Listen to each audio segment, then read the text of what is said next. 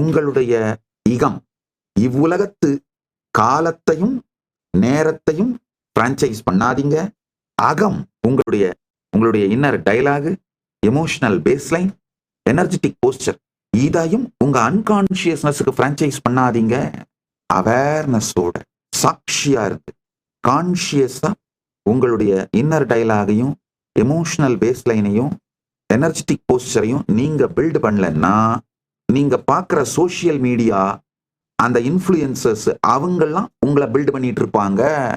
அதை நல்லா புரிஞ்சுக்கோங்க. எந்தெந்த ரீல்ஸ் எல்லாம் உட்காந்து நோண்டிட்டு இருக்கீங்களோ, யார் யாரையெல்லாம் ரசிச்சு பார்த்துட்டு இருக்கீங்களோ, அந்த ரீல்ஸ் போடுறவங்க இன்ஃப்ளூயன்ஸ் பண்றவங்க அவங்க எல்லாம் உங்களுடைய இன்னர் டயலாகையும் எமோஷனல் பேஸ்லைனையும் எனர்ஜெட்டிக் போஸ்டரையும் வளர்த்துட்டு இருப்பாங்க. அவங்க வளர்க்குற குழந்தை ஒரு நாளும் உங்களுக்கு உபயோகமாகாது, அவங்களுக்கு தான் உபயோகமாகும். நீங்க வளர்த்தா மட்டும்தான் அது உங்களுக்கு உபயோகமாகும். உள்ளுக்குள்ள இருக்கிற அகத்தையோ இகத்தையோ வெளியில இன்னொருத்தருக்கு பிரான்ச்சைஸ் பண்ணி விடுறத நிறுத்துங்க. இந்த வருஷம் முழுமையும் நீங்கள் உங்கள் வாழ்க்கையின் தலைவனாவது முடிவெடு.